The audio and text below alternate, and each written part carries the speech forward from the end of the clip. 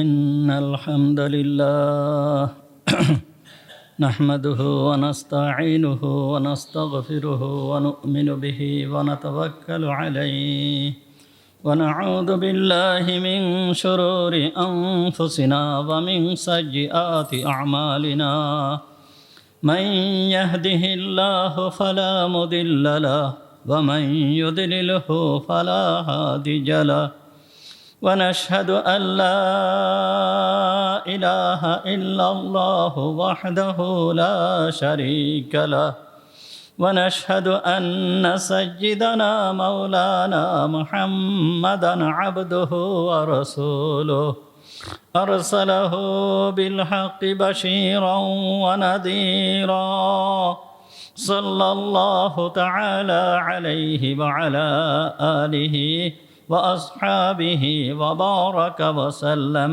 تسليما كثيرا كثيرا أما بعد فأعوذ بالله من الشيطان الرجيم بسم الله الرحمن الرحيم ألف لام را تلك آيات الكتاب المبين صدق الله العظيم ونحن على ذلك من الشاهدين والشاكرين اللهم صل على محمد وعلى آل محمد كما صليت على إبراهيم وعلى آل إبراهيم إنك حميد مجيد اللهم بارك على محمد وعلى آل محمد كما باركت على إبراهيم وعلى آل إبراهيم إنك حميد مجيد سبحانك لا علم لنا إلا ما علمتنا إنك أنت العليم الحكيم اللهم انفعنا بما علمتنا فعلمنا ما ينفعنا وزدنا علما رب اشرح لي صدري ويسر لي أمري واحلل عقدة من لساني يفقهوا قولي اللهم طهر قلوبنا عن غيرك ونبر قلوبنا بنور معرفتك ربنا تقبل منا إنك أنت السميع العليم وتب علينا إنك أنت التواب الرحيم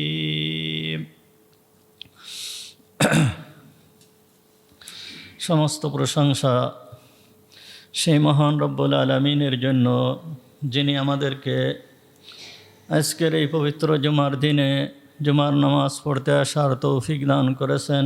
এই জন্য আমরা সবাই বলি আলহামদুলিল্লাহ।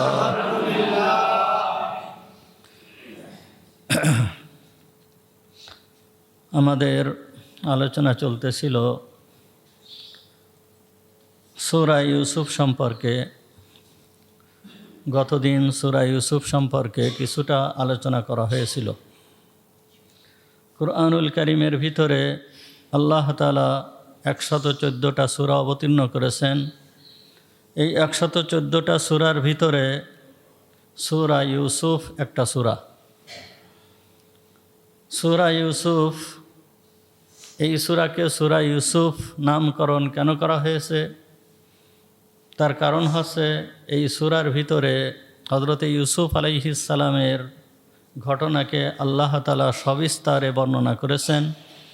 এই জন্য এই সূরাকে সূরা ইউসুফ নামে নামকরণ করা হয়েছে।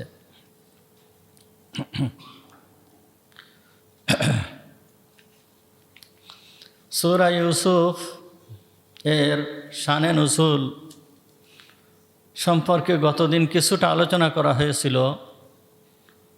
কোনো আয়াত বা কোনো সূরার শানে নুজুল কাকে বলা হয়?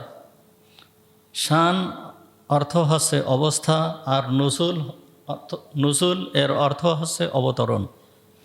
তা শানে নুজুল বলা হয় কোনো আয়াত বা কোনো সূরার অবতরণের যেই অবস্থা, অবতরণের যেই কারণ, এইটাকে শানে নুজুল বলা হয়। তা শানে নুজুল মূলত কোরআনের যেই আয়াত বা যেই সূরা কোনো সমস্যার সমাধান কল্পে আল্লাহ তাআলা অবতরণ করেছেন, অথবা কোনো ঘটনার পরিপ্রেক্ষিতে অবতরণ করেছেন, অথবা কোনো প্রশ্নের জবাবে অবতরণ করেছেন।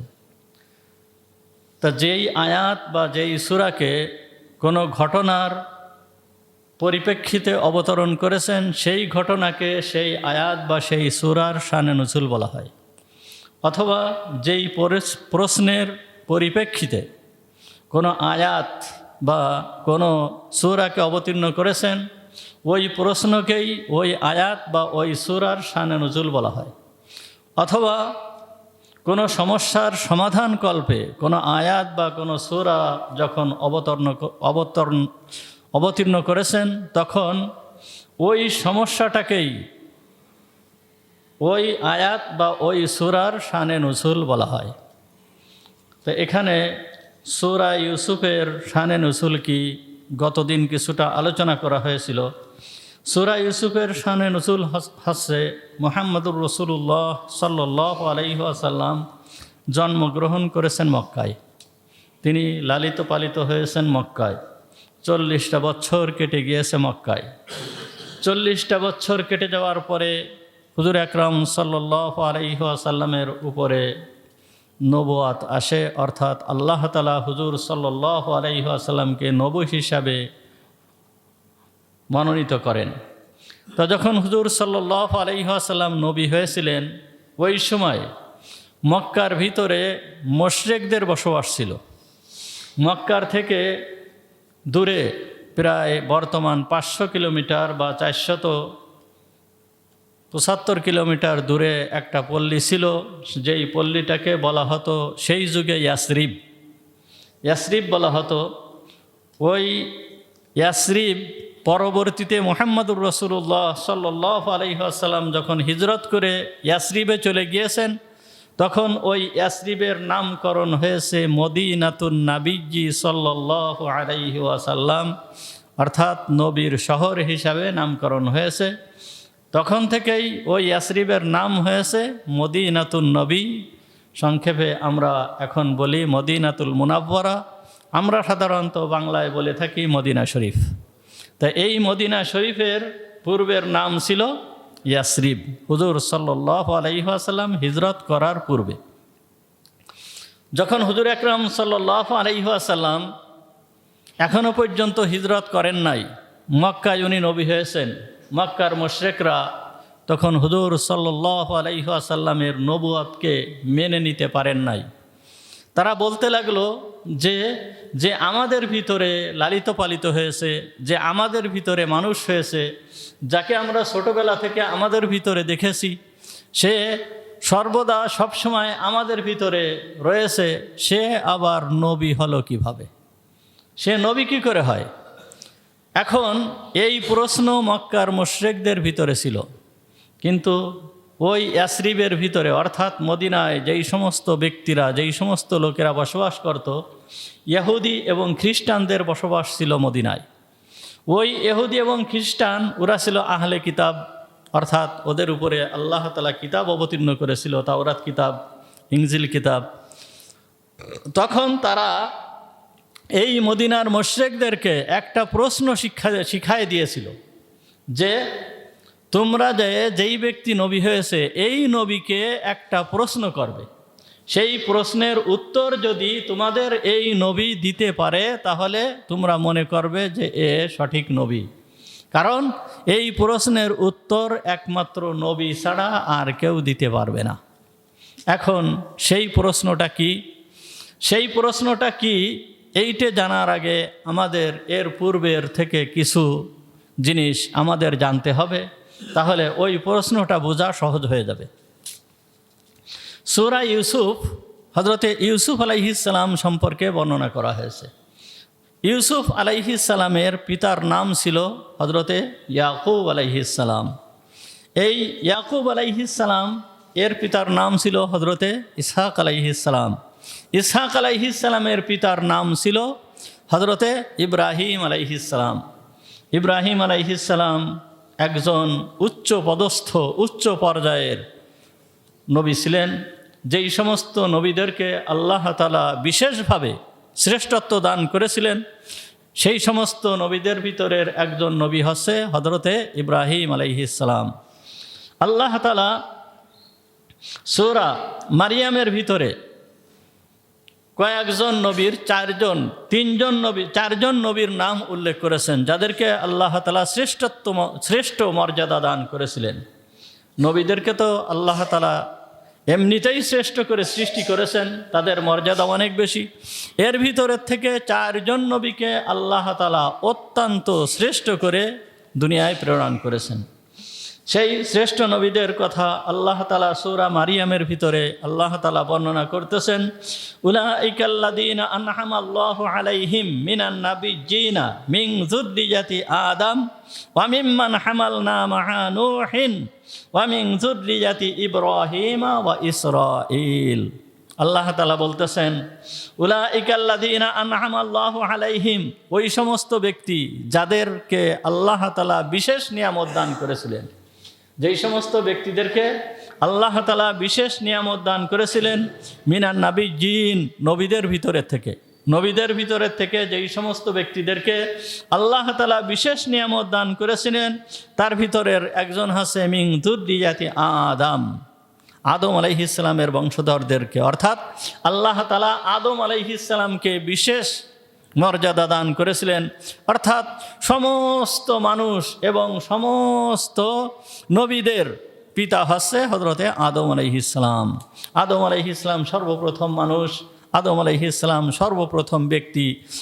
ওনার পূর্বে দুনিয়ায় আর কোনো মানুষ আসে নাই। যত মানুষ আসছে সমস্ত মানুষ আদম আলাইহিস সালামের বংশধর। সুতরাং সর্বপ্রথম যেই মানুষটা, সেই মানুষটাকে আল্লাহ তাআলা নবী হিসাবে নির্বাচিত করেছেন, সেই মানুষটা নবী ছিলেন। তার নাম কি? আদম আলাইহিস সালাম। এই ব্যক্তির নাম কি? হযরতে আদম আলাইহিস সালাম। এরপর আল্লাহ তাআলা বলতেছেন, ওয়া মিম্মান হামালনা মা'a নূহ। এই আয়াতের ভিতরে আল্লাহ তাআলা নূহ আলাইহিস সালামের কথা উল্লেখ করেছেন।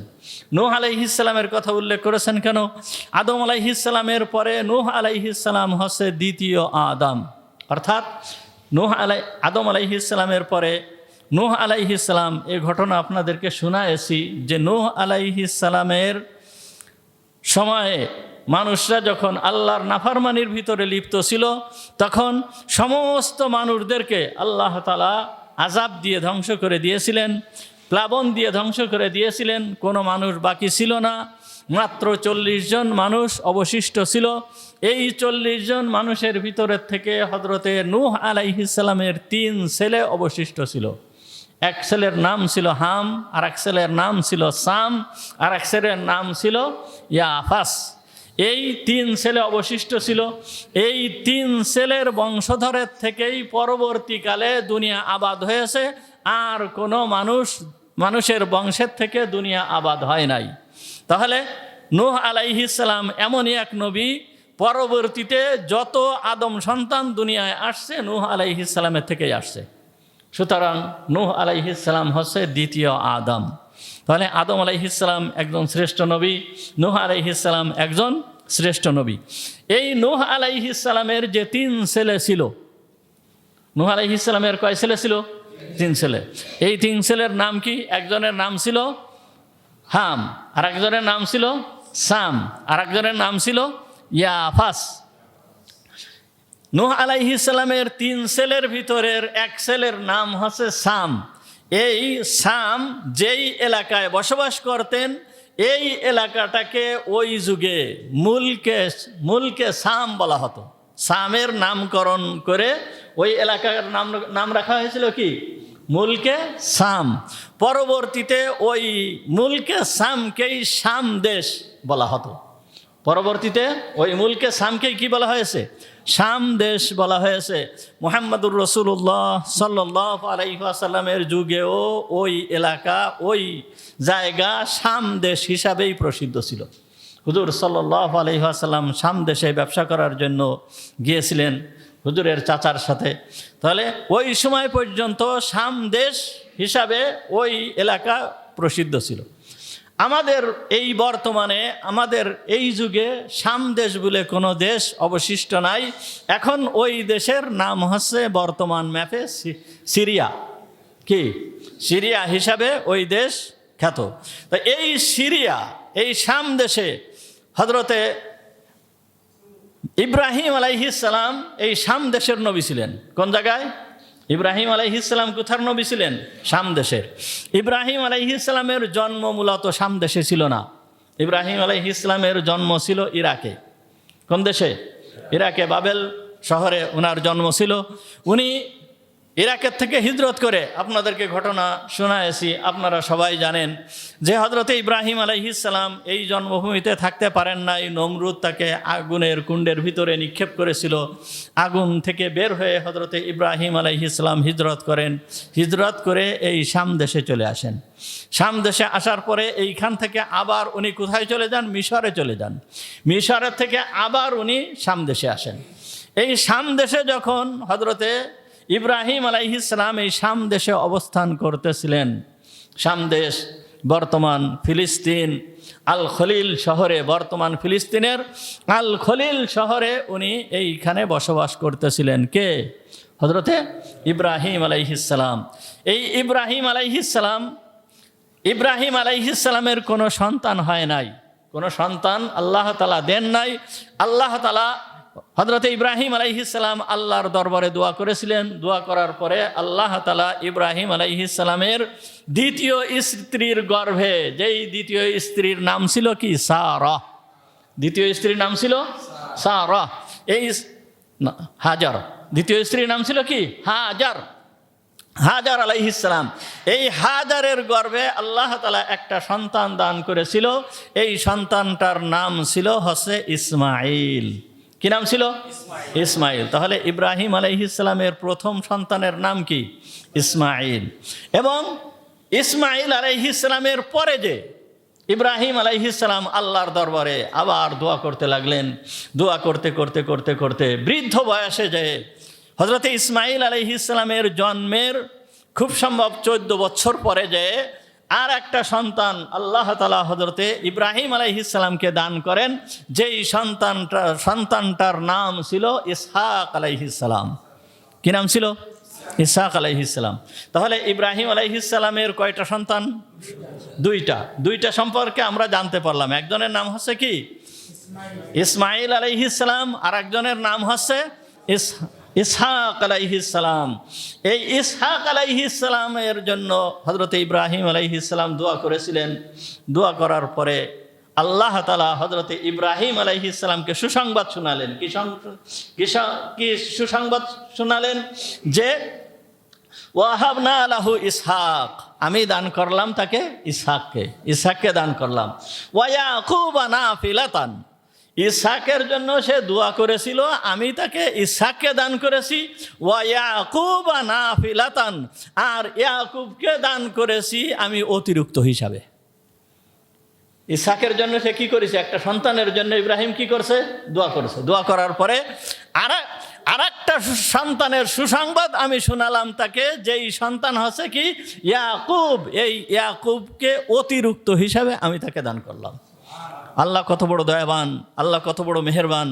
আপনাদের সামনে আমি আগেই বলেছি যে সূরা ইউসুফের আলোচনা হবে। সূরা ইউসুফের তাফসির, সূরা ইউসুফকে তাফসির আকারে আলোচনা করার চিন্তা করছি ইনশাআল্লাহ, আল্লাহ তাআলা যদি তৌফিক দান করেন। সুতরাং আপনারা একটু খেয়াল করে শোনার চেষ্টা করবেন এবং একটু আগে আসার চেষ্টা করবেন। তাহলে এর ভিতরে বহুত কিছু আমাদের জানার আছে, বহুত উপদেশ রয়েছে। হযরত ইসহাক আলাইহিস সালামকে দান করলেন।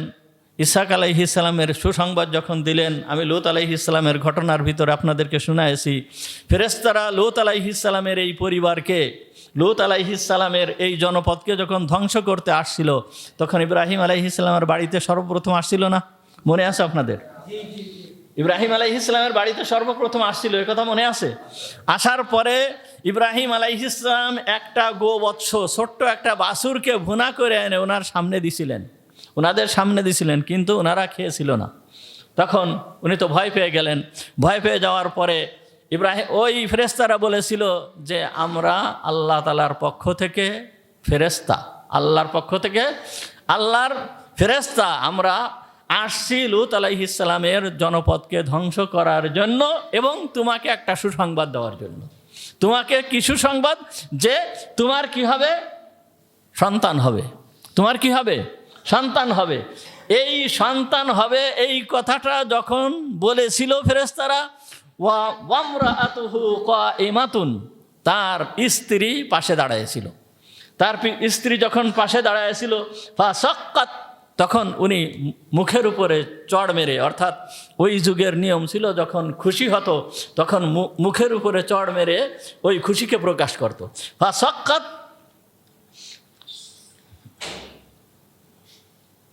ফাসাক্কাত ওয়াজহাহা, সে তার নিজের মুখের উপরে চড় মারল। ফাদাহিকাত, এবং সে হেসে উঠল। হযরতে ইব্রাহিম আলাইহিস সালামের সেই প্রথম স্ত্রী, যার নাম ছিল কি? সারা, ও হেসে উঠল এবং বলতে লাগলো যে আমার সন্তান হবে, আমার সন্তান হবে। এই ব্যক্তি আমার স্বামী হচ্ছে আজুজ, সে কি হয়ে গেছে? বুড়া হয়ে গেছে। ও আকিম, আর আমি তো বন্ধা হয়ে গেছি। আমার স্বামী বৃদ্ধ আর আমি বন্ধা, সুতরাং আমার আবার কিভাবে সন্তান হবে? তখন ফেরেশতারা বলেছিল যে আল্লাহর পক্ষ থেকে সবই সম্ভব, আল্লাহ সব কিছুই করতে পারেন।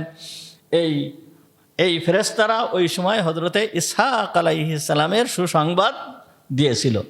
ইসহাক আলাইহিস সালামের সুসংবাদের সাথে সাথে আল্লাহ তাআলা বলতেছে যে অতিরিক্ত হিসাবে আমি ইয়াকুবের কথাও তাকে বলেছি, এইটা হচ্ছে অতিরিক্ত, না ফিলাতান। ইসহাকের সন্তান হচ্ছে কি? ইয়াকুব। তাহলে ইব্রাহিম আলাইহিস সালামের কয়জন নবীর কথা উল্লেখ করা হয়েছে? আদম আলাইহিস সালাম, নূহ আলাইহিস সালাম, ইব্রাহিম আলাইহিস সালাম। আদম আলাইহিস সালাম সর্বপ্রথম নবী, নূহ আলাইহিস সালাম দ্বিতীয় আদম, অর্থাৎ দ্বিতীয় আদম। মানব জাতির সমস্ত মানুষের বংশ হযরতে নূহ আলাইহিস সালাম হয়ে এরপরে উপরের দিকে গিয়েছে। সুতরাং নূহ আলাইহিস সালাম দ্বিতীয় আদম। তৃতীয় জলিলুল কদর নবী হযরতে ইব্রাহিম আলাইহিস সালামের কথা এখানে কেন উল্লেখ করেছে? ইব্রাহিম আলাইহিস সালামের কথা এই জন্য উল্লেখ করেছে যে নবুয়তের দুইটা শাখা। ইব্রাহিম আলাইহিস সালাম কেমন যেন নবুয়তের গাছ। ইব্রাহিম আলাইহিস সালাম কেমন যেন কি? নবুয়তের গাছ। এই গাছের দুইটা শাখা, একটা হচ্ছে হযরতে ইসমাঈল আলাইহিস সালাম, এক শাখার নাম কি? হযরতে ইসমাঈল আলাইহিস সালাম। এই শাখা শেষ হয়েছে আমাদের নবী মুহাম্মদুর রাসূলুল্লাহ সাল্লাল্লাহু আলাইহি ওয়াসাল্লাম পর্যন্ত। তাহলে এই শাখার শুরু কোথা থেকে? হযরতে ইসমাঈল আলাইহিস সালামের থেকে। আর এই শাখার শেষ কোথায়? আমাদের নবী মুহাম্মদুর রাসূলুল্লাহ সাল্লাল্লাহু আলাইহি ওয়াসাল্লাম পর্যন্ত এই শাখা শেষ। এবং এইটা হচ্ছে কি? প্রথম শাখা। দ্বিতীয় শাখা হচ্ছে হযরতে ইয়াকুব আলাইহিস সালাম, ইসহাক আলাইহিস সালাম। দ্বিতীয় শাখা কি? হযরতে ইসহাক আলাইহিস সালাম। এই শাখার শেষ হয়েছে হযরতে ঈসা আলাইহিস সালাম পর্যন্ত। কোন পর্যন্ত? হযরতে ঈসা আলাইহিস সালাম পর্যন্ত। ঈসা আলাইহিস সালাম পর্যন্ত যে এই শাখা শেষ হয়েছে। ঈসা আলাইহিস সালাম এর এই শাখা শেষ হয়েছে ঈসা আলাইহিস সালাম পর্যন্ত। কিন্তু ঈসা আলাইহিস সালাম পিতার থেকে উনি জন্মগ্রহণ করেন নাই, ওনার পিতা ছিলেন না, ওনার মাতার থেকে জন্মগ্রহণ করেছেন। আর ওনার মাতাও এই বনি ইসরাইল বংশেই ছিলেন। এই মাতাও কি ছিলেন? এই ইসহাক আলাইহিস সালামের বংশে ছিলেন। তাহলে নবুয়তের যে দুইটা শাখা, কয়টা শাখা? দুইটা। একটা হচ্ছে ইসমাইলি শাখা আর একটা হচ্ছে ইসহাকি শাখা। তা ইসমাইলি শাখা শেষ হয়েছে মুহাম্মদুর রাসূলুল্লাহ সাল্লাল্লাহু আলাইহি ওয়াসাল্লাম পর্যন্ত, আর ইসহাকি শাখা শেষ হয়েছে হযরতে ঈসা আলাইহিস সালাম পর্যন্ত। তা ইসহাক আলাইহিস সালামের সন্তান হচ্ছে হযরতে ইয়াকুব আলাইহিস সালাম। কে? ইয়াকুব আলাইহিস সালাম। এই ইয়াকুব আলাইহিস সালামের আরেক নাম হচ্ছে ইসরাইল। ইয়াকুব আলাইহিস সালামের আরেক নাম কি? ইসরাইল। কোরআনের ভাষায় আল্লাহ তাআলা হযরতে ইসহাক আলাইহিস সালামের আরেক নাম ইসরাইল হিসাবে ঘোষণা করেছেন। ইয়াকুব আলাইহিস সালামের আরেক নাম ইসরাইল। ইয়াকুব আলাইহিস সালামের আরেক নাম ইসরাইল। এই ইসরাইলের ইয়াকুব আলাইহিস সালাম অত্যন্ত জলিলুল কদর নবী ছিলেন। যে কথা আগেই বলা হলো যে 4 জন নবীর কথা বর্ণনা করা হয়েছে। একজন হচ্ছে আদম আলাইহিস সালাম, আর একজন হচ্ছে নূহ আলাইহিস সালাম, আর একজন হচ্ছে ইব্রাহিম আলাইহিস সালাম, আর একজন হচ্ছে ইয়াকুব আলাইহিস সালাম। এই ইয়াকুব আলাইহিস সালাম এত বড় একজন জলিলুল কদর নবী। দেখেন ইয়াকুব আলাইহিস সালামের বংশটা, ইয়াকুব আলাইহিস সালামের পরিবারটা নবুয়তের সাথে সম্পৃক্ত। কেমনভাবে? ইয়াকুব আলাইহিস সালামের এই পরিবারটা 6 জন নবীর সাথে সম্পৃক্ত। 6 জন নবী, একই পরিবার 6টা নবীর সাথে সম্পৃক্ত। 1 নম্বর ইয়াকুব আলাইহিস সালাম নবী।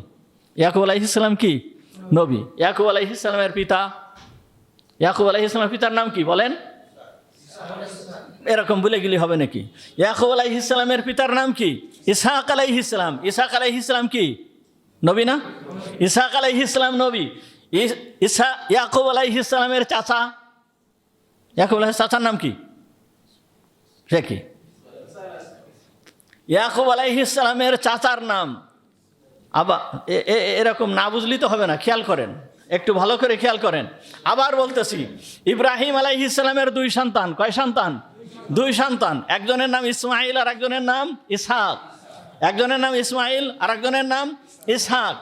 ইসহাক আলাইহিস সালামের সন্তানের নাম হচ্ছে ইয়াকুব। ইসহাক আলাইহিস সালামের সন্তানের নাম ইয়াকুব। তাহলে ইয়াকুব আলাইহিস সালাম নবী। ইয়াকুব আলাইহিস সালাম কি? নবী। ইয়াকুব আলাইহিস সালামের পিতার নাম কি? ইসহাক আলাইহিস সালাম। ইসহাক আলাইহিস সালাম নবী। ইয়াকুব আলাইহিস সালামের চাচার নাম কি? ইসমাইল আলাইহিস সালাম। ইসমাইল আলাইহিস সালাম নবী। ইয়াকুব আলাইহিস সালামের দাদার নাম কি? ইয়াকুব আলাইহিস সালামের দাদার নাম ইব্রাহিম আলাইহিস সালাম। ইব্রাহিম আলাইহিস সালাম নবী। তাহলে কয়জন নবী হলো? ইয়াকুব আলাইহিস সালাম নবী, তার পিতা ইসহাক আলাইহিস সালাম নবী, তার চাচা ইসমাইল আলাইহিস সালাম নবী, তার দাদা ইব্রাহিম আলাইহিস সালাম নবী। এর ছেলে ইয়াকুব আলাইহিস সালামের ছেলে ইউসুফ আলাইহিস সালাম নবী। ইয়াকুব আলাইহিস সালামের ছেলে ইউসুফ আলাইহিস সালাম নবী। ইয়াকুব আলাইহিস সালামের জামাতা শুআইব আলাইহিস সালাম নবী। তাহলে কয়জন হলো? 6 জন নবী। এই রকম বংশ, এই রকম একটা পরিবার পৃথিবীতে আর নাই। এইরকম একটা পরিবার পৃথিবীতে আর নাই। চিন্তা করতে পারছেন? একই পরিবার 6টা নবীর সাথে সম্পৃক্ত। ইয়াকুব আলাইহিস সালাম নিজে নবী, তার পিতা ইসহাক নবী, তার চাচা ইসমাইল নবী, তার দাদা ইব্রাহিম নবী, তার ছেলে ইউসুফ নবী এবং তার জামাতা হযরতে শুআইব আলাইহিস সালাম নবী। ওনার ইয়াকুব আলাইহিস সালামের মেয়ে শুআইব আলাইহিস সালাম, যিনি হযরতে মূসা আলাইহিস সালামের শ্বশুর ছিলেন। যাই হোক, তাহলে আমরা কি বুঝতে পারলাম? যে ইয়াকুব আলাইহিস সালাম অত্যন্ত উচ্চ পর্যায়ের একজন নবী ছিলেন। এই ইয়াকুব আলাইহিস সালামের সন্তান ছিল 12টা। কয়টা? ইয়াকুব আলাইহিস সালামের সন্তান ছিল 12টা। এই 12টা সন্তানের ভিতরে আসতেছে সামনে আলোচনা। এই 12টা সন্তানের ভিতরের একটা সন্তান যার নাম ছিল হচ্ছে হযরতে ইউসুফ আলাইহিস সালাম। এই ইউসুফ 12টা সন্তানের ভিতরে কুরআনুল কারীমের ভিতরে একমাত্র হযরতে ইউসুফ আলাইহিস সালামের নামকে উল্লেখ করা হয়েছে। কুরআনুল কারীমের ভিতরে ওই 12টা সন্তানের আর কোনো সন্তানের নাম উল্লেখ করা হয় নাই। শুধুমাত্র কার? হযরতে ইউসুফ আলাইহিস সালামের নামকে উল্লেখ করা হয়েছে। এবং এই ইউসুফ আলাইহিস সালামের ঘটনাকে সূরা ইউসুফ নামে একটা সূরা অবতীর্ণ করে একেবারে সবিস্তারে এই ঘটনাকে আল্লাহ তাআলা উল্লেখ করেছেন। এইটাই হচ্ছে সূরা ইউসুফ। এইটাই কি? সূরা ইউসুফ। তাহলে আমরা কি বুঝলাম যে হযরতে ইয়াকুব আলাইহিস সালাম বাস করতেন কোথায়? তো সেই আপনাদের সেই আগের কথা মনে করে রাখছেন তাই কিনা? সেই কিনান কোথায়? বাংলাদেশের ভিতরে না ইরাকের ভিতরে? কোন জায়গায়? আমি যেই কথা বলেছি সেইটা মনে রাখেন। হযরতে ইব্রাহিম আলাইহিস সালাম কোন দেশে বসবাস করতেন? শাম দেশে। কোন দেশে? শাম দেশে। এই শাম দেশে অর্থাৎ ফিলিস্তিনের আল খলিল শহরে এইখানে কি করতেন? বসবাস করতেন। তাহলে ইব্রাহিম আলাইহিস সালামের সন্তান ইসহাক আলাইহিস সালাম এইখানেই জন্মগ্রহণ করেন, উনিও এইখানে বসবাস করতেন। এরপরে হযরত ইয়াকুব আলাইহিস সালাম এইখানে বসবাস করতেন। ওনার যে সন্তানেরা, ওনার যে 12 সন্তান ছিল, এই 12 সন্তানও এই শাম দেশে বসবাস করতেন। কোথায়? এই শাম দেশে বসবাস করতেন। এইটুক তো আমরা ভালো করে বুঝলাম। তাহলে এই 12 সন্তানের প্রত্যেক সবাই কোথায় বসবাস করতেন? এই শাম দেশে বসবাস করতেন। ইয়াকুব আলাইহিস সালামের যে 12টা সন্তান ছিল, আগেই বলেছি যে ইয়াকুব আলাইহিস সালামের এক নাম ছিল হচ্ছে ইসরাইল। এই জন্য ইয়াকুব আলাইহিস সালামের যত সন্তান আছে এই সন্তানদেরকে বলা হয় বানু ইসরাইল। কি বলা হয়? বানু ইসরাইল বা বানি ইসরাইল। আর ইয়াকুব আলাইহিস সালামের বড় যে সন্তান ছিল, এই সন্তানের নাম ছিল আছে ইয়াহুদা। কি ছিল? ইয়াহুদা। যেহেতু বড় সন্তানের নামকরণ হিসাবে সবাই সমস্ত কিছুর নামকরণ করে, একজন ব্যক্তি যে মানে তার যেই সন্তানটা বড় হয় সেই ব্যক্তিকে দেখবেন, সেই ব্যক্তিকে ওই বড় সন্তানের নামে ডাকে অমুকের পিতা। একজনের একটা সন্তান হয়েছে ধরেন খালেদ, সবাই ওই ব্যক্তিকে খালেদের পিতা হিসাবেই ডাকে। এরপরে যত সন্তান হোক না কেন ওই নামে কিন্তু ডাকে না। ওই খালেদের পিতা, ফাতেমার পিতা, ফাতেমার মা, এই রকমভাবে বড় সন্তানের নামেই সবাই কি করে? ডাকে। যেহেতু ইয়াকুব আলাইহিস সালাম এর বড় সন্তান ছিল, এর নাম ছিল কি? ইয়াহুদা। এই জন্য এই বনি ইসরাইলের এই বংশে ইয়াকুব আলাইহিস সালামের সন্তানদের যত বংশ পরবর্তীতে হয়েছে এদেরকে ইয়াহুদি বলা হয়। এদেরকে কি বলা হয়? ইয়াহুদি বলা হয়। এখন ইয়াহুদি কোথার থেকে আসলো আপনারা কি বুঝতে পারিছেন? মানে বুঝতে কি পারিছি? ইয়াহুদি কোথার থেকে আসলো? অর্থাৎ ইয়াহুদি শব্দের অর্থ হচ্ছে ইয়াকুব আলাইহিস সালামের সন্তানেরা। ইয়াহুদি শব্দের অর্থ কি? ইয়াকুব আলাইহিস সালামের সন্তানেরা। বানু ইসরাইল অর্থ কি? ইয়াকুব আলাইহিস সালামের সন্তানেরা। কিন্তু বর্তমান যুগে এই কথাটাও আমাদের সবার জানা উচিত বা জেনে রাখা দরকার।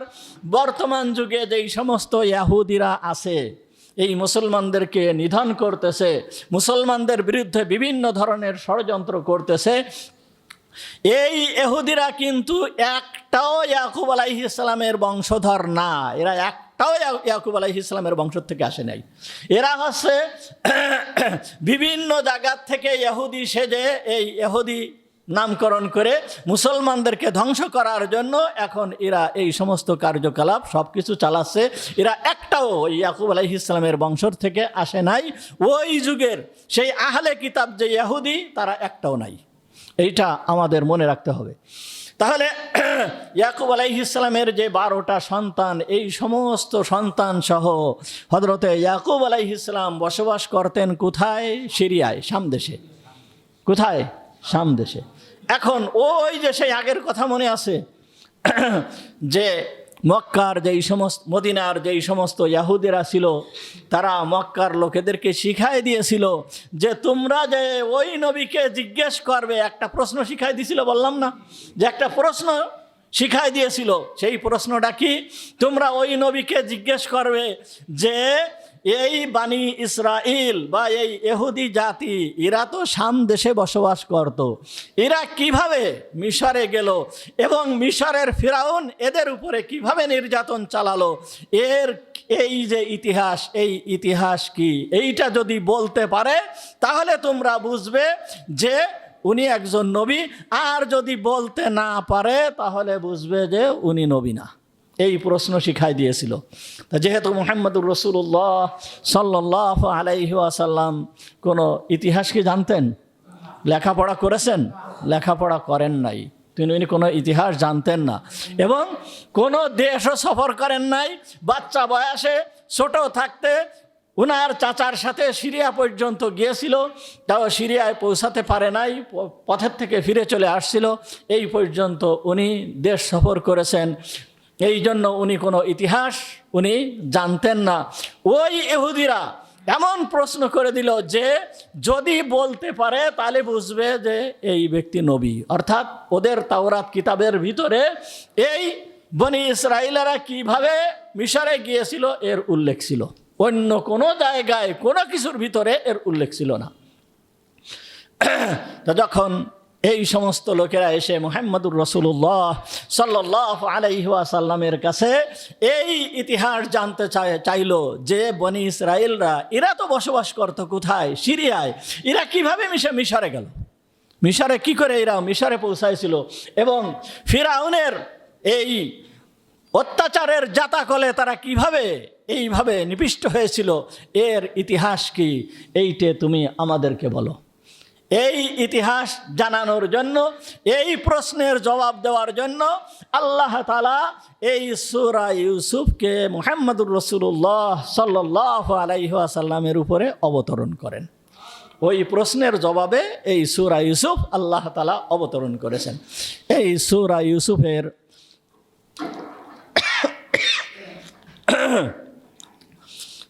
ইউসুফের প্রথম আয়াত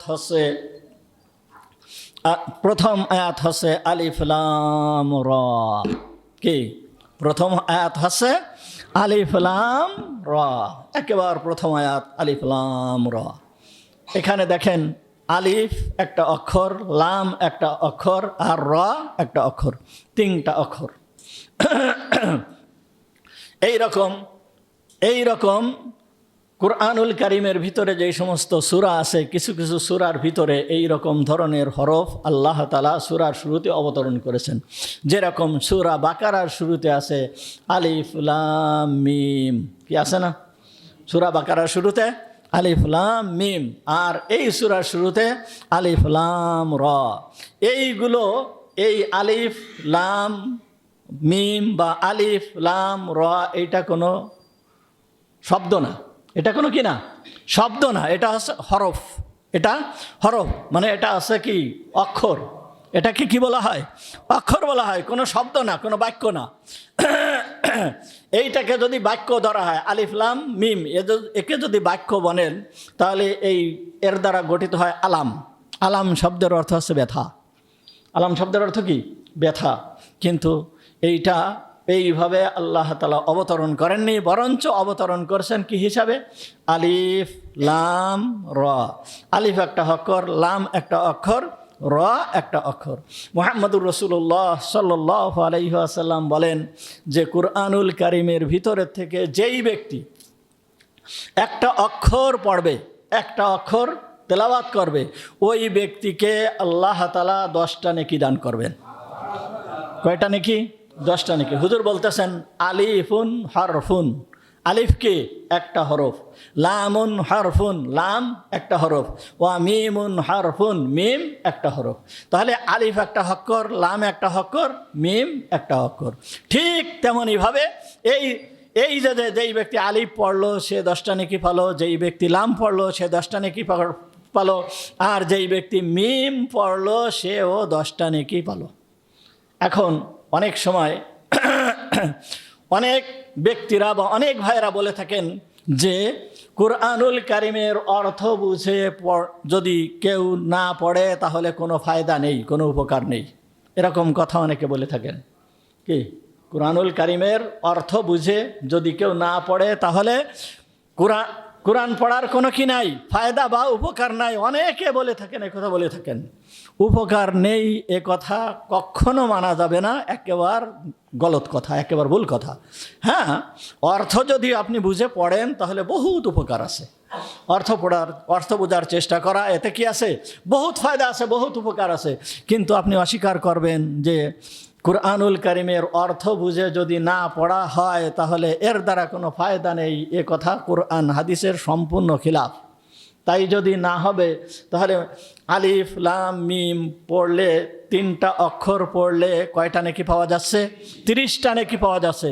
এই আলিফের অর্থ কোনো মানুষ জানে না, লামের অর্থ কোনো মানুষ জানে না, মিমের অর্থ কোনো মানুষ জানে না। এইগুলোকে আল্লাহ তাআলা কাউকে শিখায় দেন নাই, আল্লাহ তাআলা কোনো মানুষকে শিখায় দেন নাই। তাহলে যার অর্থ আল্লাহ কাউকে শিখায় দেন নাই, এই সমস্ত হরফের কথা উল্লেখ করে মুহাম্মদুর রাসূলুল্লাহ সাল্লাল্লাহু আলাইহি ওয়াসাল্লাম বলতেছে এই সমস্ত হরফ পড়লেও 10টা করে নেকি আল্লাহ তাআলা দান করবেন।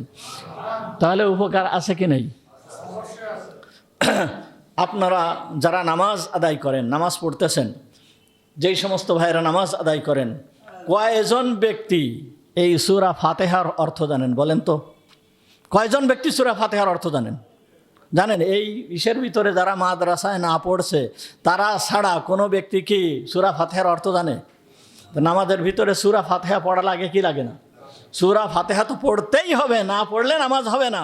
তাহলে সূরা ফাতিহা, যেই সূরা ফাতিহার অর্থ না জেনে আমি নামাজের ভিতরে পড়তেছি, আর এর দ্বারা আমার ফরজ, যেই নামাজটা ফরজ, এই ফরজ নামাজ যদি আদায় হয়ে যেতে পারে তাহলে অর্থ না জেনে পড়লে কেন ফায়দা হবে না? কেন ফায়দা হবে না? কেন উপকার হবে না? অবশ্যই উপকার হবে, অবশ্যই উপকার হবে। কুরআনুল কারিমের ভিতরে আল্লাহ তাআলা বহুত বরকত রাখছে, বহুত বরকত রাখছে। এর বুড়ি বুড়ি উদাহরণ দুনিয়ায় আছে। আমি অত উদাহরণ এখন দেওয়ার সময় নেই, মূল আলোচনা থেকে বাইরে চলে যেতে হবে। যাই হোক, সূরা ইউসুফের প্রথম আয়াত কি? আলিফ লাম র। এই আলিফ লাম র এইগুলোকে বলা হয় হুরুফে মুকাত্তাআত। তাফসীরের পরিভাষায় এইগুলোকে বলা হয় হুরুফে মুকাত্তাআত, বিচ্ছিন্ন হরফ, বিক্ষিপ্ত হরফ। এইগুলো কোনো শব্দ না। এইগুলোর অর্থ আছে, কিন্তু জানেন কে? একমাত্র আল্লাহ। এর যে কি অর্থ আছে এ একমাত্র কে জানেন? আল্লাহ জানেন। আল্লাহ এর অর্থ কাউকে জানান নাই। আল্লাহ তাআলা যখন জানাবেন কিয়ামতের ময়দানে, আল্লাহ তাআলা এইগুলোর অর্থ জানাবেন, তখন মানুষ জানতে পারবে। মুহাম্মদুর রাসূলুল্লাহ সাল্লাল্লাহু আলাইহি ওয়াসাল্লামকে আল্লাহ তাআলা কিছু জানাইছেন কিনা সেটা আল্লাহই ভালো জানেন। মুহাম্মদুর রাসূলুল্লাহ সাল্লাল্লাহু আলাইহি ওয়াসাল্লাম এইগুলোর অর্থ তেমন কাউকে জানান নাই।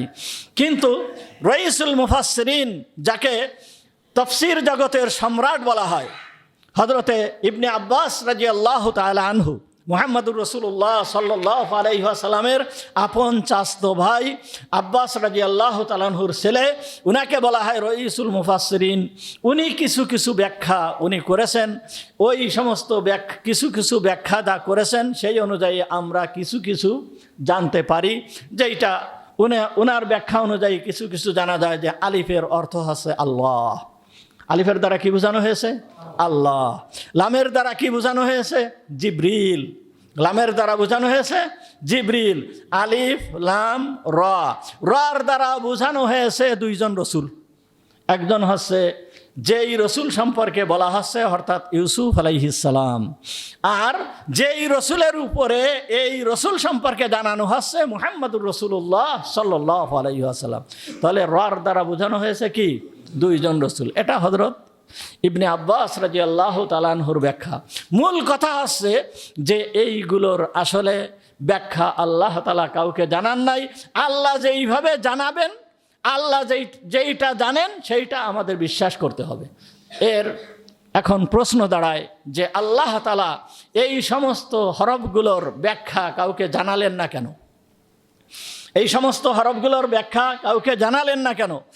এই না জানানোর যেই সমস্ত কারণ আছে তার ভিতরের একটা কারণ হচ্ছে যে কুরআনুল কারীম অর্থাৎ আল্লাহ তাআলার পক্ষ থেকে যেই সমস্ত বিধান আসছে এইটা বুঝেও ঈমান আনতে হবে, না বুঝেও ঈমান আনতে হবে। কেউ যদি শুধুমাত্র বলে যে আমি বুঝার পরে ঈমান আনবো, আমি বুঝার পরে ইমান আনবো, আর না বুঝলে ইমান আনবো না। এই ইমান গ্রহণযোগ্য নয়। এই ইমান কি গ্রহণযোগ্য নয়? বরঞ্চ বুঝার পরে যখন বুঝতে পারবে তখন এই বুঝলে ইমান আনলে ইমান গ্রহণযোগ্য, ঠিক না বুঝেও ইমান আনতে হবে, এইটাই হচ্ছে সঠিক ইমান। আপনি আমি না বুঝার পরেও ইমান আনে কিনা এইটা দেখার জন্য, এটা কি দেখার জন্য। অর্থাৎ না বুঝে ইমান আনা, এই ইমানের দাম সব থেকে বেশি। না বুঝে ইমান আনার দাম সব থেকে কি বেশি। দেখেন, আমি আপনাদেরকে মনে হয় একটা উদাহরণ দিয়েছিলাম,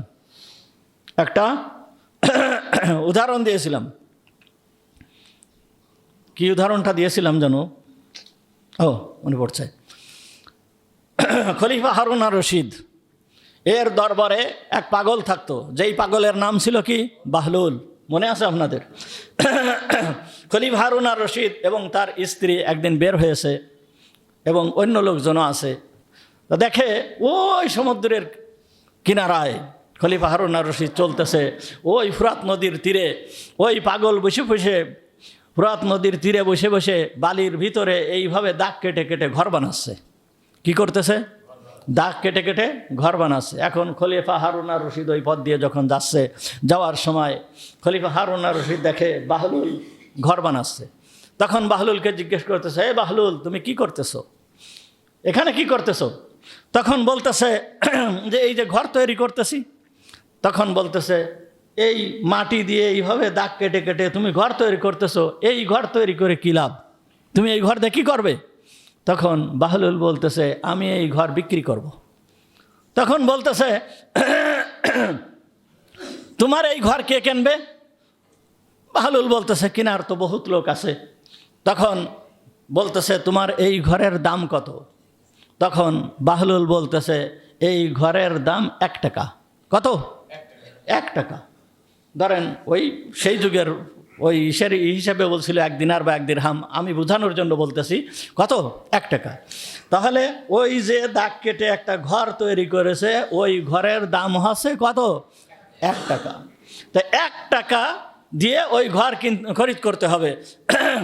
তখন বলতেছে যে এই ঘর কি ঘর? তাকাছে, এই ঘর জান্নাতের ঘর। যে 1 টাকা দিয়ে ঘর তৈরি খরিদ করবে, 1 টাকা দিয়ে যে এই ঘর খরিদ করবে, আমি তার জন্য দোয়া করে দেব, আল্লাহ তাআলা তাকে জান্নাতের ভিতরে ঘর দান করবেন। তখন খলিফা হারুন আর রশিদ ওই কথায় কান দেয় নাই, সামনের দিকে চলে গেছে। যখন সামনের দিকে যাচ্ছে, সামনের দিকে চলতেছে, এর পরবর্তীতে ওর স্ত্রী আসছে, স্ত্রী জুবাইদা। ওই স্ত্রী যখন আসছে, আসার পরে দেখে ওই বাহলুল ঘর তৈরি করতেছে। এখন জুবাইদা বলতেছে, এই বাহলুল কি করতেছো?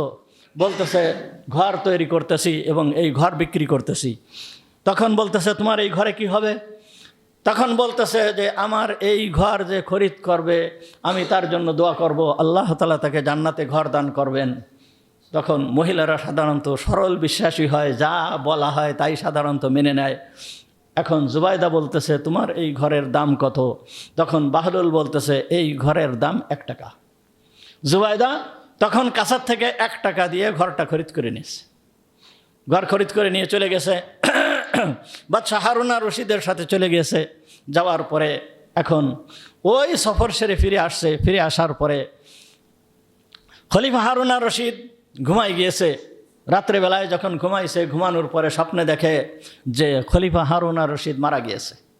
যখন মারা গিয়েছে, তাকে কবরের ভিতরে রেখে আসা হয়েছে। কবরের ভিতরে রেখে আসার পরে কবরের ভিতর দিয়ে একটা সুড়ঙ্গ পথ চলে গেছে অনেক দূরে। খলিফা হারুন আর রশিদ ওই সুড়ঙ্গ পথ দিয়ে সামনের দিকে অগ্রসর হচ্ছে। পথটা এত সুন্দর, এত সুন্দর, ওই পথ দিয়ে সামনের দিকে অগ্রসর হচ্ছে। অগ্রসর হতে হতে হতে হতে যে দেখে যে সামনে সুন্দর একটা বাড়ি, সুন্দর একটা ঘর। এই রকম ঘর হারুন আর রশিদ জীবনে কখনোই দেখে নাই। বিশাল রাজপ্রাসাদ, এই রাজপ্রাসাদ এত মনোরম, এত সুন্দর, এই রকম ঘর হারুন আর রশিদ জীবনে কখনোই দেখে নাই। এই রাজপ্রাসাদের সামনে যখন গিয়েছে, যাওয়ার পরে ওই ঘরের সামনে বিশাল আকারে বড় অক্ষরে লেখা রয়েছে জুবায়েদা।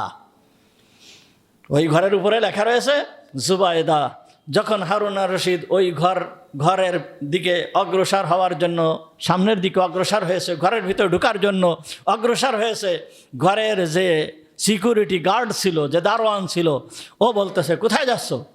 তখন বলতেছে আমি ওই ঘরে যাচ্ছি, ঘরটাকে দেখার জন্য যাচ্ছি। তা বলতেছে যে এই ঘর তো তোমার নয়, তুমি যাচ্ছ কিভাবে?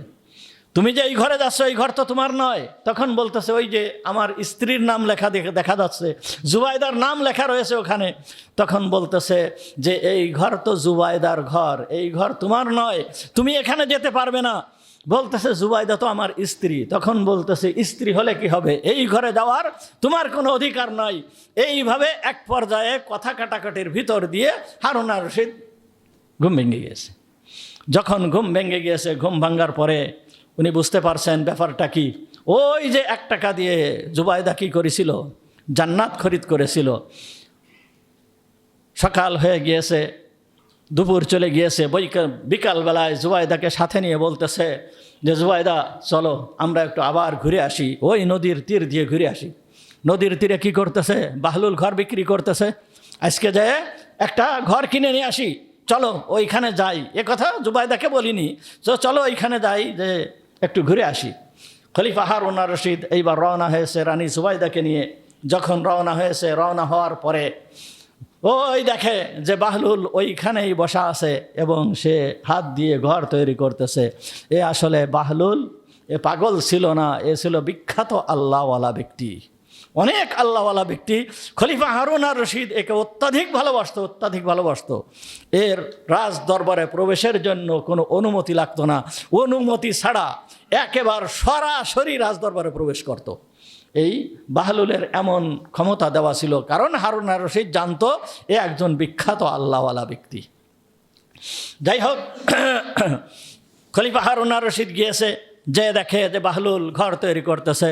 বাহলুলের কাছে জিজ্ঞেস করতেছে যে বাহলুল তুমি ঘর কি আমার কাছে বিক্রি করবে, এই তোমার একটা ঘর আমার কাছে বিক্রি করো। তখন বলতেছে হ্যাঁ বিক্রি করব, আমি তো ঘর তৈরি করতেছি বিক্রি করার জন্য, হ্যাঁ আমি বিক্রি করব। এখন খলিফা হারুন আর রশিদ বলতেছে যে তোমার এই ঘরের মূল্য কত? তখন বাহলুল বলতেছে আমার এই ঘরের মূল্য সারা দুনিয়ার সমান সম্পদ। আমার এই একটা ঘরের মূল্য কত? সারা দুনিয়া ভর যেই সম্পদ আছে এই সম্পদ দিয়ে আমার একটা ঘরকে খরিদ করতে হবে। তখন হারুন আর রশিদ বলতেছে গতকালকে তুমি এই ঘর বিক্রি করলে 1 টাকায়, আর আজকে তুমি আমার কাছে দাম চাচ্ছ যে সারা দুনিয়ার ভিতরে যত সম্পদ আছে এই সম্পদ, এ কেমন কথা? তখন ওই বাহলুল বলতেছে, দেখেন বাহলুল তখন বলতেছে গতকালকের ব্যাপার ছিল না দেখা ব্যাপার, আর আজকের ব্যাপার হয়েছে দেখার ব্যাপার। সুতরাং আজকের এই ঘর কিনতে হলে সারা দুনিয়ার সমস্ত সম্পদ লাগবে, আর গতকাল দেখার ব্যাপার ছিল না, একেবার নিতান্তই আত্মবিশ্বাস, একেবার ওই গায়েবের পরে বিশ্বাস করেই যে কিনেছিল, সে 1 টাকা দিয়ে খরিদ করেছিল। তখন খলিফা হারুন আর রশিদ বলল যে সারা দুনিয়ার বাদশাহী তো আমার কাছে নাই, আমি এই ঘরকে কি করে খরিদ করব। সুতরাং যে কথা বোঝাতে চাচ্ছিলাম যে না বুঝে বিশ্বাস করা, না দেখে বিশ্বাস করা, এর মূল্য অনেক অনেক বেশি, অনেক বেশি। এই জন্য আল্লাহ রব্বুল আলামিন এই সূরার শুরুতে যে হরফগুলো দিয়ে দিয়েছে আলিফ লাম র, এর অর্থ কাউকে শিখায় নাই। আল্লাহ তাআলার এইটাই পরীক্ষা যে এই অর্থ না বুঝে কে বিশ্বাস করে আর কে করে না, এইটা পরীক্ষা করার জন্য আল্লাহ তাআলা এই হরুফে মুকাত্তাআতগুলো এই ইসের শুরুতে আল্লাহ তাআলা দিয়ে দিয়েছেন। এটা হচ্ছে এক কথা, এক অর্থ যে আলিফ লাম র, এর অর্থ আল্লাহ তাআলা কাউকে জানাননি কেন। দ্বিতীয় কথা হচ্ছে যে দেখেন আলিফ লাম র এই কথা দ্বারা বুঝাতে চাচ্ছেন যে আমার এই হাবিব মুহাম্মদুর রাসূলুল্লাহ সাল্লাল্লাহু আলাইহি ওয়াসাল্লাম, এই ব্যক্তি, এই আমার এই হাবিবকে আমি আলিফ লাম র এই যে অক্ষর, অন্য কোনো শিক্ষা তো দূরের কথা, আলিফ লাম র অক্ষর জ্ঞান, এই অক্ষর জ্ঞানটা পর্যন্ত আমার হাবিবকে আমি শিখাই নাই। আমার হাবিবকে আমি এই অক্ষর জ্ঞানটা পর্যন্ত আমি দেয় নাই। কেন দেয় নাই? এর ভিতরের বহুত রহস্য রয়ে গেছে, বহুত রহস্য রয়ে গেছে। কি রহস্য? এক নম্বর দেখেন, যদি কোনো ব্যক্তি কারোর শিক্ষক হয় তাহলে শিক্ষক শ্রেষ্ঠ না ছাত্র শ্রেষ্ঠ? শিক্ষক শ্রেষ্ঠ। তা মুহাম্মদুর রাসূলুল্লাহ সাল্লাল্লাহু আলাইহি ওয়াসাল্লাম হচ্ছে সব থেকে শ্রেষ্ঠতম ব্যক্তি। মুহাম্মদুর রাসূলুল্লাহ সব থেকে শ্রেষ্ঠতম ব্যক্তি। উনার থেকে শ্রেষ্ঠতম ব্যক্তি দুনিয়ায় আর কাউকে আল্লাহ তাআলা সৃষ্টি করেন নাই। তা এই শ্রেষ্ঠতম ব্যক্তি যদি কোনো শিক্ষকের কাছে লেখাপড়া করেন তাহলে ওই ছাত্র শ্রেষ্ঠ হবে না শিক্ষক শ্রেষ্ঠ হবে? শিক্ষক শ্রেষ্ঠ হয়ে যাবে না? সুতরাং আল্লাহ তাআলা তার হাবিবকে কোনো মানুষের কাছে শিক্ষা গ্রহণ করান নাই, কিন্তু আল্লাহ তাআলা স্বয়ং নিজেই তাকে শিক্ষা দিয়েছেন। আল্লাহ তাআলা বলতেছেন, মুহাম্মদুর রাসূলুল্লাহ সাল্লাল্লাহু আলাইহি ওয়াসাল্লাম বলতেছেন, আল্লামানি রাব্বি ফাআহসানা তালিমি। আমার রব আমাকে শিক্ষা দিয়েছেন, সুতরাং আমার শিক্ষা কতই না উত্তম শিক্ষা। আমার রব নিজেই আমাকে শিক্ষা দিয়েছেন। হুজুর সাল্লাল্লাহু আলাইহি ওয়াসাল্লাম উম্মি ছিলেন, অর্থাৎ উনার কোনো অক্ষর জ্ঞান ছিল না। উনি কোনো অক্ষর জ্ঞান ছিলেন, উনি শেখেন নাই, কোনো দুনিয়ার কোনো মানুষের কাছ থেকে অক্ষর জ্ঞান শেখেন নাই, কিন্তু আল্লাহ তাআলা উনাকে বহুত জ্ঞানের অধিকারী করেছেন, বহুত জ্ঞানের অধিকারী করেছেন। আল্লাহ নিজেই উনাকে শিক্ষা দিয়েছেন। তা আল্লাহ তাআলা বোঝাতে চাচ্ছেন যে আলিফ লাম র, আমি যেই নবীকে আলিফ লাম র এই অক্ষর জ্ঞান দেয় নাই, সেই নবী তোমাদের কাছে এই কুরআন পড়ে পড়ে শোনাচ্ছে। ইন্না আনজালনাহু কুরআনান আরাবিয়্যান লাআল্লাকুম তাকিলুন। এই যে সূরা আসতেছে, এই সূরা পড়ে পড়ে শোনাচ্ছে, এইটা হচ্ছে তার নবুয়তের প্রমাণ। এটা হচ্ছে কি? তার নবুয়তের প্রমাণ। যেই নবীর কোনো অক্ষর জ্ঞান আমি দেয় নাই, অক্ষর জ্ঞান কোনো মানুষের কাছ থেকে শিক্ষা গ্রহণ করে নাই, সেই নবী এই রকম আয়াত কিভাবে তৈরি করতেছে, কিভাবে বানাচ্ছে, এইটা আমার নবীর বানানো না, এইটা আমার পক্ষ থেকে অবতীর্ণ করা এই কিতাব।